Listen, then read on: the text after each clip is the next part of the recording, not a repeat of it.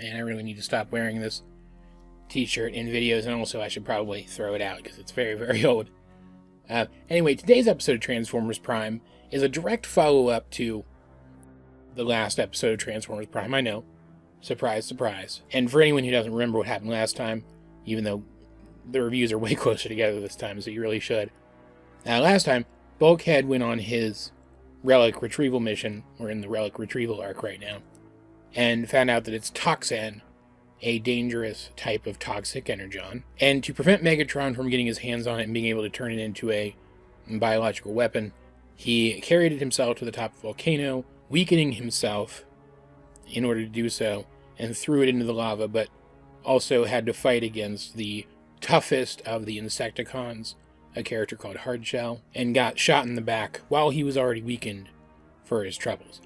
And based on the dialogue from good guys and bad guys, as this episode is opening, it's very clear that Bulkhead does die, if only temporarily. Because when Miko returns with her relic retrieval group from her relic retrieval mission and discovers that Bulkhead's down, Ratchet, he says some stuff that indicates that Bulkhead is currently not responsive. And he's also using the paddles on him, which, I mean, granted, those aren't a magic come back from the dead button in real life, but this is TV, and they are in TV, and also Bulkhead's a robot, so they probably don't work the same way on him as they do a human. And also Hardshell, when he talks to Megatron later, seems very, very convinced that he did strike a killing blow against Bulkhead.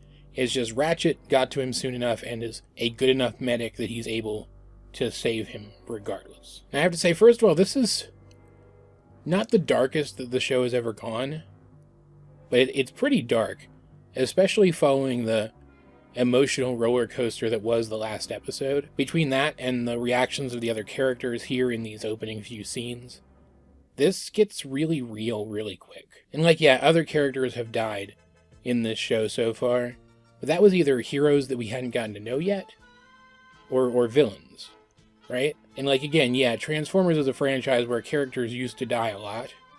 A lot of characters died all at once most of the time. Back in the original show, the original animated movie had practically the entire season 1 cast get killed off at the same time, more or less. But Transformers hasn't been about cycling out old characters so they could cycle in new ones to sell new toys for a very long time. Now, this show has always had more of a Beast Wars kind of vibe to it, where death actually means something. And they really do make it seem like Bulkhead could still get worse, that he could still not pull through, and that this might be the last time we ever see him. They pull out all the stops here. They call in Wheeljack to come and see him, and the implication is clearly that they want Wheeljack to see him one more time in case he doesn't make it. And then Wheeljack showing up ends with him and Miko going off on a quest to get revenge against Hardshell for what he did. And in the process, the episode even shows Miko and Wheeljack bonding, implying that Wheeljack might replace Bulkhead as Miko's partner. And yeah, both of these characters are the kinds of characters. They're impulsive enough and they bond with you hard enough that they'd want to do that even if you just hurt one of their friends really bad. But man, if Bulkhead did die from this, their revenge quest would be even more satisfying than it already was. So I'm not going to lie and say that their revenge quest in this episode wasn't satisfying. The episode also makes it very, very clear that it was kind of wrong, but at the same time it was satisfying. And also, they frickin' killed Hardshell by the end. And they should have. He should not have even gotten back up after Bulkhead knocked him down the first time in the previous episode. I'm glad he's dead. I'm glad that the heroes in this show are finally taking the heroic action of killing the bad guys sometimes. Because this show takes the conflict between these two factions very, very seriously. And I don't remember if it does, but I hope that the show starts to recognize that more going forward, and the heroes actually double tap their opponents from time to time from now on. They probably won't. Because again, the episode framed their revenge like it was a bad thing. But I could also be reading too much into it. It could be that they were going for an ambiguous vibe. Because it was kind of ambiguous. Like, to get more specific, Wheeljack immediately wants to go out and get revenge against the person who did this to Bulkhead. Of course he would. Of course he would want to do that. And so the other Autobots won't tell him who it was, because they don't want him to put himself at risk. But it's not as if they wouldn't go with him. This is the interesting thing. Like, they don't come right out and say it.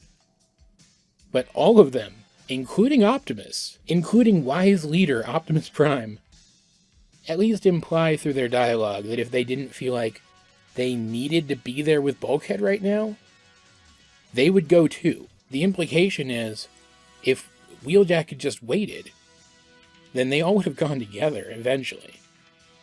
And I think that's why maybe this episode was supposed to be ambiguous, because maybe the episode wasn't framing the revenge itself as wrong, but just the way that Wheeljack went about it. Because, while he doesn't know who did it, and Miko doesn't specifically, she at least overheard that it was an Insecticon named Hardshell. And that's enough for Wheeljack to leverage the safety of some of Megatron's Energon mining operations that Wheeljack has already pinned down to try to force Megatron to send Hardshell out after him so that they can have a one-on-one fight. But Miko, being the lovable idiot that she is, insists on Wheeljack taking her with him to, like, we don't know it's an Energon mine yet, but whatever he plans to leverage against Megatron first, and then she'll tell him who did it. Because she wants to go, because irrationally, she blames herself for this happening because she wasn't with Bulkhead when it happened, which is insane. There's literally nothing she could have done. But it's such a real emotion, and between the animation and the voice acting, it comes across so well. You really feel for this character. And straight up, Wheeljack is obsessed enough with getting this done right now, even if he has to do it on his own, technically speaking, because, again, Miko's not going to be much help. At least he doesn't think she's going to be. That he takes her with him when he shouldn't.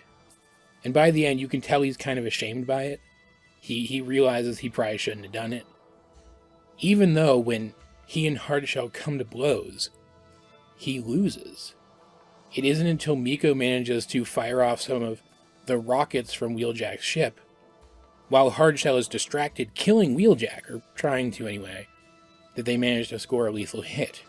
The missiles, which I'm fairly certain Hardshell could have dodged otherwise, hit him while he's distracted and gun him down. So this isn't even something Wheeljack could have done on his own, but if he had taken a different Autobot with him, they could have handled it pretty easily. And meanwhile, this is kind of Megatron's fault too, the fact that Hardshell is now dead, because Megatron only sends Hardshell out against Wheeljack in the first place because he's really banking on these Insecticons being good for his whole situation, and he's also really disappointed that practically all of his lieutenants came back from their relic hunts empty-handed. And amidst that disappointment, he was really psyched when Hardshell said he killed Bulkhead for sure, only for Wheeljack to say that Bulkhead's not quite dead yet. Megatron sent Hardshell out to complete the job that he had started by killing a wrecker. At this point, he doesn't really care which one.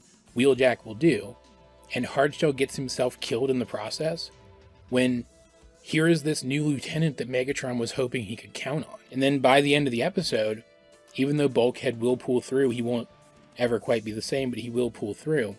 And even though the Autobots scored this victory, the other Insecticons who were with Hardshell, because of course there were other Insecticons with Hardshell, saw just enough of what happened to see that it was a human who helped kill Hardshell. Another thing that would not have happened if Wheeljack had just waited and gone with another Autobot later. Because again, they were totally up for it. And so now, again, I don't remember if this is actually a thing that happens, but now Megatron seems like he's going to start taking humanity way more seriously, which can only be a bad thing. And I want to stress just how much Megatron seemed to be banking on Hardshell being a net benefit for him. He was even letting the Insecticons kill his Viacons just because the two groups don't like each other. Because straight up he sees the Insecticons as more valuable than the Viacons, and now that belief of his is being challenged. It seems like even with these uber brute bug warriors, things still aren't going to go his way. Unless he completely changes his methodology, right? Like, honestly, going back and rewatching this episode, there were a couple moments from it that I remembered.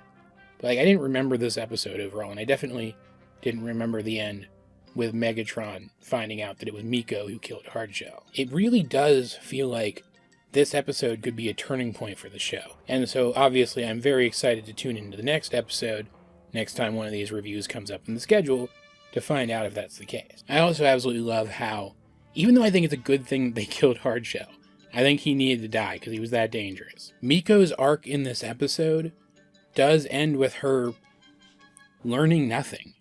She still says she's never going to be apart from Bulkhead again because she still blames herself for what happened for literally no logical reason. And she also makes it absolutely clear that getting her revenge didn't make her feel better. Because that's not what revenge is for. Revenge isn't about making things better, it's about making them even. And so even if the episode was trying to tell us that it was wrong to go after Hardshell at all, which again, I don't necessarily think that it was definitely telling us that revenge is not in and of itself a worthy cause. And I like that a lot, because it's not. Overall, this is just a really good episode. I enjoyed this one a lot. It was emotionally driven, but had some really fantastic action in it. And getting to see Optimus interact with the other Autobots in even the small ways that he did here, when he's usually such a hands-off kind of leader in this show, was a nice treat. It was a nice surprise. And again, even though they didn't come right out and say that he would have been up for going after Hardshell himself if Bulkhead were already stabilized, the implication of it was enough that it was a pretty cool moment for his character. It made him out to be way more passionate about these people than he usually seems to be. As per usual, though, I'd like to know what you guys think of the Transformers Prime episode Hurt, if you have seen it. Let's get a discussion going in the comments section down below. And while you're down there, you might as well like the video and share it with anyone else you think might enjoy my content. I'm really trying to get myself out there, and I'd appreciate it if you guys could help. You could also check out my social media. Links to all of them will be in the video description down below. But either way, this has been AJ22, and I will talk to you guys later.